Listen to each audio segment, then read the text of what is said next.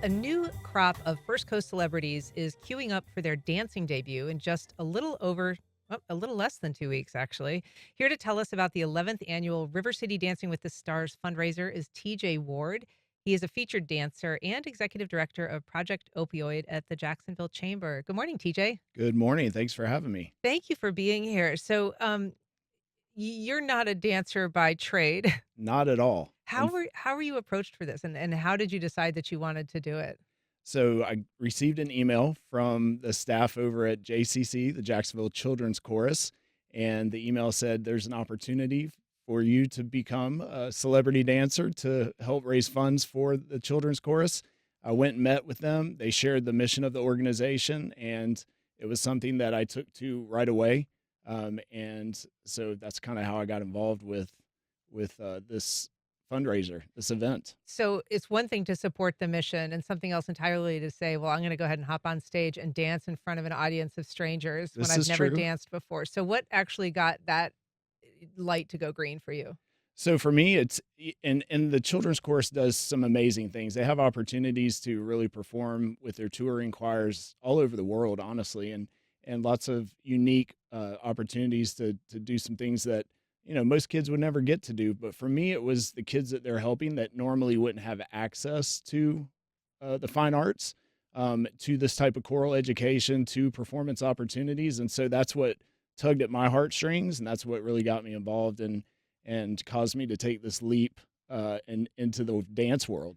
And so the chorus was founded in 1995, but their own record keeping shows that about 44% of the people who are the children who participate receive some sort of aid to help pay for this programming. And Yeah. so I guess, that's the genesis behind this. I think it's been going now for 11 years, this annual event. But what did you need to bring to it in terms of physical ability and, um, I don't know, I guess adaptability to pick up a new craft? Yeah, so it's something that's was completely foreign to me. I grew up playing sports. I didn't do anything in the dance realm. So you would think that some of that would translate pretty easily, but there was a learning curve for sure. So you talk about it adapting to, different types of movements and my instructor, because they'll pair you with a professional dancer as your instructor, was very patient, is very patient with me. And it took a while to catch on, but then it's kind of like anything else. Muscle memory takes over. And once you memorize the routine, you can start, fine tuning it and working on some of the specific details related to it. And that's kind of where we're at now leading up to the event. And so this is a competitive event. There are judges that constitute half the vote. There are donations from individuals that I think a dollar counts as a vote. And Yeah. so that all adds up to see who is the winner.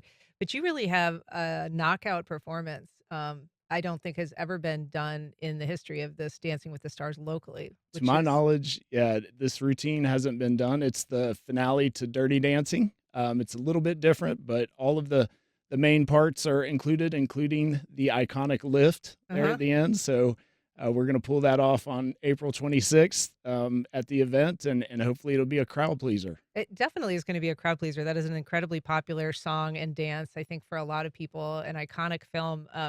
And so what made you choose that? I'm a competitor, a competitive person, and I figured if I could do something challenging like that and pull it off, maybe that would give me an advantage.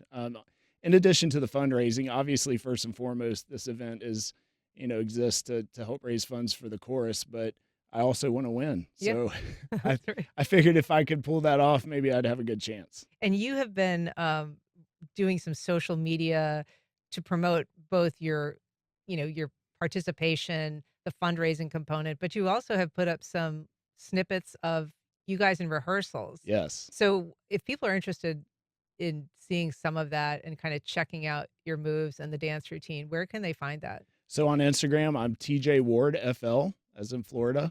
Facebook, TJ Ward, and then on LinkedIn, I'm on there as well, TJ Ward FL. We will link to that with Yeah, our story on our website so people can check it out. So this is, as we said, it's a little over a week. It's the 26th it on is. Saturday, and it's at UNF's Lazara Performance Hall.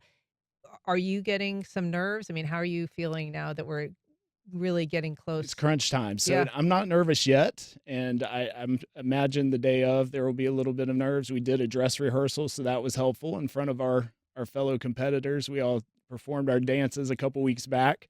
And that was a little nerve wracking, but I think, the more time we're able to put in, the more comfortable we get with the actual dance performance. I think it'll translate, on the night of. So looking forward to it. I'm more excited than anything else. And really, yes, I want to perform the dance, but I'm also really excited to see how much money we can raise for JCC. Yeah. Yeah. Well, we wish you the best of luck, TJ Ward.